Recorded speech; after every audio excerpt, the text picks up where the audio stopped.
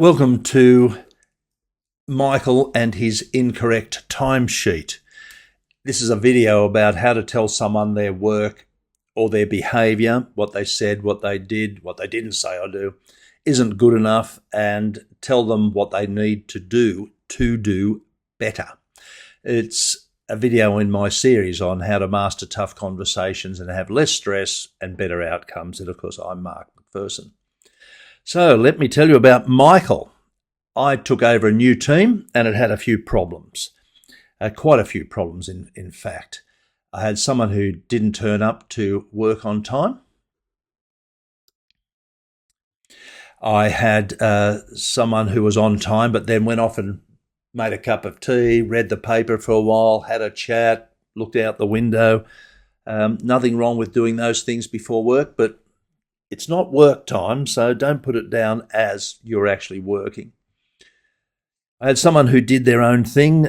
She told me she did her own thing and had no intention actually of following the business plan and wasn't. So there was a behaviour I had to deal with. But let's talk about Michael because it's on my mind and I think it's a good example. And it doesn't matter.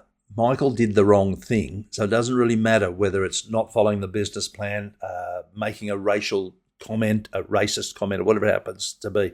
Michael's a good worker, but he handed in his timesheet, which is great, but it was inaccurate, and it was in his favour. Shock and horror. He put down times that he'd worked when he hadn't worked. So we'll talk about that soon. Before we go any further, though, I want you to work on your real life scenarios. Michael is my story. You've got your own stories. I want you to think of the conversations you need to have, or if not you, then your team and your colleagues have to have. I call these real life scenarios. They're warts and all. They're your stuff. So this video is for you. It's to help you with your conversations, and I'll give you a case study, about Michael. And your job will be to see how you can apply it, those strategies and what I say to your situation. It's really designed for you. I want you to go away with plenty of information you can actually use to have the tough conversations you need to have. So continually apply what I talk about to your situation, your real life scenarios. Now, I think you'll agree that makes sense, doesn't it? So, I created what I call the R.E.A.L method of mastering tough conversations, where R is for reveal answers to 4 critical questions. E is establish words, personal conversation formulas. Choose one of those, because there's a bit more to it than that, of course. Amplify the impact. That's great to be able to have the words, but it's better still when you know how to use your voice and what to do with your body, your visual communication skills, what the person actually sees or hears you do, what you do with your hands, which way you turn, how you point at things, etc. And the last one is lifting skills. So I think we've all been in those old-fashioned role plays where you're in A and B and you read out scripts. They can be fun, they're okay, but they really don't help you develop your skills. It's like learning how to play a sport by talking about it in a workshop situation, but you really got to have either the real thing or something that closely simulates the real world. That's what agent provocateur role plays, and its larger cousin, real life rehearsals, does. So you get you reveal the answers to those 4 critical questions, and that's something that's repeatable.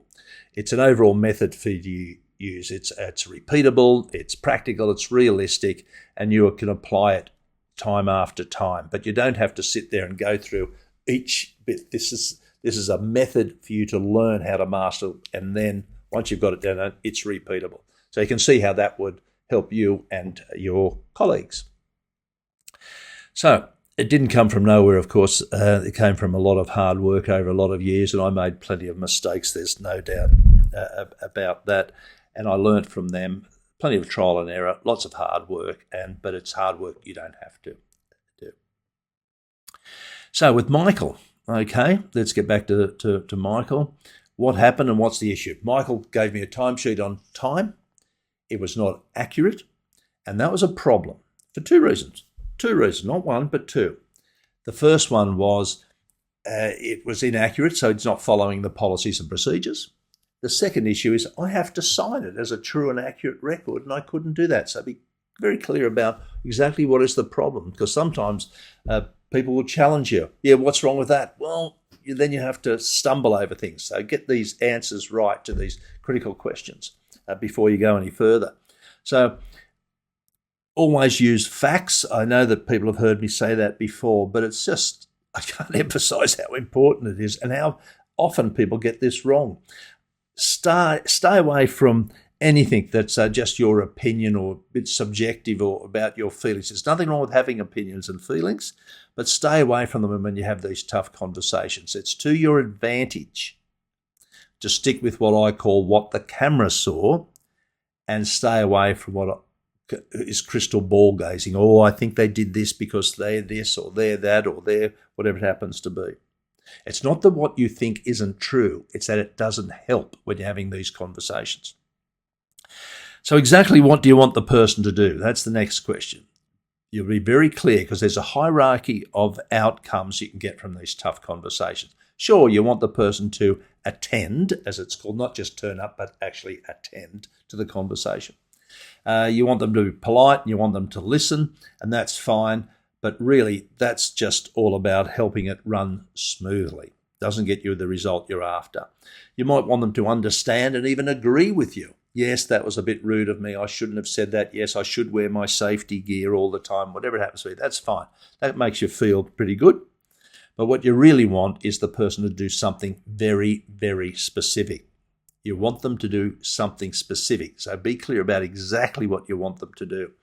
And again, think about those conversations you and your team need to have. Even those questions we've covered already can help you. So what do you want the person to do in your situation? Come to the staff meetings on time. Make sure all the documents and reports they pass on to you are 100% accurate. Not interrupt people when they're giving a presentation, or just not interrupt people generally. Obey all the safety regulations and rules. Make sure the car is filled up with petrol or fully charged before it's returned to you. That came up the other day in a workshop. So it's what's important to you, what's relevant to your situation. So think about your own real life scenario and keep applying what we talk about here to your situation. Third question is, which of the 5 types of tough conversations will you actually be having? Now, I created what I call the tough conversations matrix, and 5 types. I've put all these types. I wrote down 78 types of conversation one day, and I'm sure there's a lot more than that, but I put them into 5 types. And there's a column there which lots of examples, but I won't give you those because it just clogs up the screen, really. So with Michael and his timesheet, it was one that I call conduct. It was his behaviour, something he didn't do, which was a problem. So maybe for you, it's, I don't know, the conduct issue might be about, or conduct conversations can be about setting standards and rules, telling a colleague what they said wasn't acceptable, telling a team member they need to improve, telling an employee the next steps because of their poor behaviour, continued poor behaviour, and getting someone to do what they said they'd do and do it properly and do it on time. That might be also these are just examples of the sort of conduct conversations. So for me, it was conduct. It's a conduct issue. It wasn't about compassion. It was about conduct. And why you? This is important because you might be asked to justify why you had that conversation. Hopefully you won't have to, but you might be. It's good to be able to say, well, this is what happened. This is why I took on the job of having the conversation. With me and Michael, I was the manager. I was the team leader. It was my job to have these conversations, whether you like it or not. So from that, once you've got those, but I might just add here that once you get used to this, bang, bang, bang, you do these in a matter of seconds. There's 5 personal conversation formulas, 1 for each of those particular types of tough conversations. And for this particular conversation conduct, I call it F.E.W.E.R. That's the personal conversation formula that I have produced for you, so you don't have to, but you have to apply it and tailor it to your particular situation. So let's just have a quick look at it. Conduct. F is for facts. What are the facts? Michael's timesheet was incorrect. That's the fact. And I know it was incorrect because on this particular occasion, I came up in the lift with Michael on one of these days. I know what time he got to work, and it was later than what he put on his timesheet. So just remember that starting well here really matters. It really is everything. I didn't just start talking to Michael. Thank you for being on time, Michael. It's appreciated. That's it. Nothing much. It's not a big party, but those first 30 seconds can be important and can set the tone for the whole conversation. So don't sound, come in, Michael. Don't sound rushed or rude or cold or anything, because people tend to react to that and they turn off even if you don't know they've turned off. So explain. What's the problem? So what if his timesheet isn't correct? It's a problem because Michael failed to follow the rules and policies and procedures of the organisation. The second problem is, because that's one problem about him not following the rules, but there's a second problem, and that is I have to sign this as a true and accurate record, and I couldn't do it. So there are actually two problems. I explain what the problem is. Now, what did I want Michael to do? Redo the timesheet? Make sure they're accurate in the future? Make amends in some other way? I don't know. Well, in this case, I do know. But for you, I don't know. Think about your particular situation. And it's often here when people get caught into a bit of what I call blah, blah, blah. No softening, apologising. Oh, I'm so sorry it came to this. Oh, it's terrible. I hope we can still be friends. They're nice things to think about, but it doesn't help the conversation at all. Stay away from the blah. It bubbles up when we get tense and feel uncomfortable, and I get it, but they don't help. Any of that blah just weakens your message, and you end up going off on tangents. Stay away. So after you give the facts, explain the problem, tell them what you want, emphasise why it's a good thing. If you can do that, Michael, that'll be fantastic, because you'll be following the rules, and I'll be able to do my job properly. That'll be wonderful.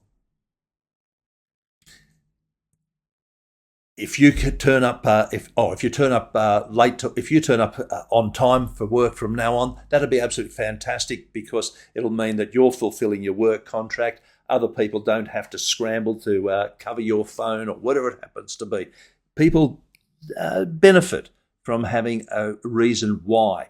Now, many of you will say, well, they should just do it because it's the right thing to do. Sure, but just emphasise it can help people, because that's the aim of this.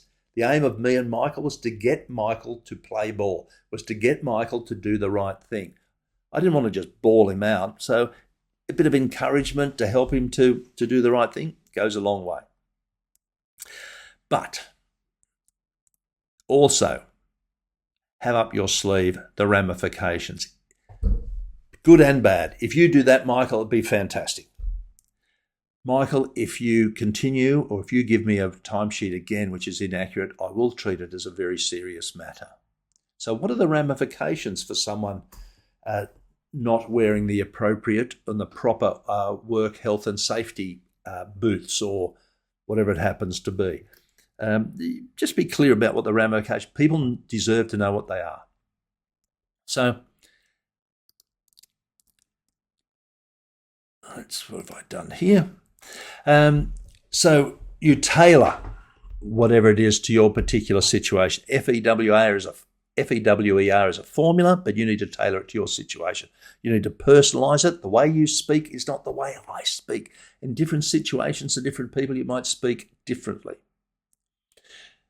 You can make it formal to informal. I tend to have quite formal formulas, but you can make them more informal. You know how to speak to the people you need to speak to. And you can also abbreviate them. And they're what I call the personal conversation script. When it goes from my formula to you using it the way you need to use it, it's your script, your personal conversation script. So we've had a quick look today at the 4 critical questions, and it's a layering effect. Right? You get those questions right, you work out the works. How can I amplify the impact? What will I do with my hands? How will I use my voice, etc.? So we've had a look at the 4 critical questions. You've got your groundwork, you get the personal conversation form you need to use, bang, that'll be quick. Look, if you're using the same conversation over and over with people, this is really simple to use once you know the formula. How do you use your voice? Now, this is the sort of thing, those who get to work with me, we get to clarify how to use your voice properly, because sometimes it's important to be very serious in what you've got to say. Other times it's important to be a bit softer. Sometimes it's important to lean in. Sometimes it's important to lean back and be a bit more casual. Sometimes it's important to point to particular things, as I did, and I'll show you later on in a video I'll do for you. To point to something, how do you do that? What do you do with your eyes? Do I point to that but keep looking at them? Or do I look at this while I'm talking about it? So there's quite a lot to it. So as I said, it's a layering effect. And of course, getting good through practice and advanced behaviour rehearsal techniques. So this is how I support you. I make lots of videos and manuals, etc. But I can give quick help. Sometimes people ring up and say, I got a conversation tomorrow. How can you please help me? I do some pre-recorded material, such as this video. Crash courses, quick refresher courses sometimes are needed. Presentations, workshops, and of course I have ongoing coaching programs which can last just from a few hours to something quite longer. Now, I want to help you. I don't know your particular situation. I don't know what you might need. So I honestly think the best thing is to just talk to me. It's just a chat. If I can be of help to you, my job is done. But I don't know particularly what you might need. I don't know your particular conversations and what problems you're having with them. So that's my online calendar. You can give me book in a time to have a chat. Or what you can also do is send me a message on LinkedIn. That seems to work pretty well, I think. Sometimes emails can go to spam and stuff. So LinkedIn is pretty good. So there's 2 ways of contacting me, and I really do hope to hear from you. It's just a chat about what might work for you, and if I can offer you some help, that's fantastic. I'm sure I will be able to offer you some help. Wherever you are and whatever you're doing, please look after yourself, look after your friends and family, and I hope to chat to you soon. All the very best.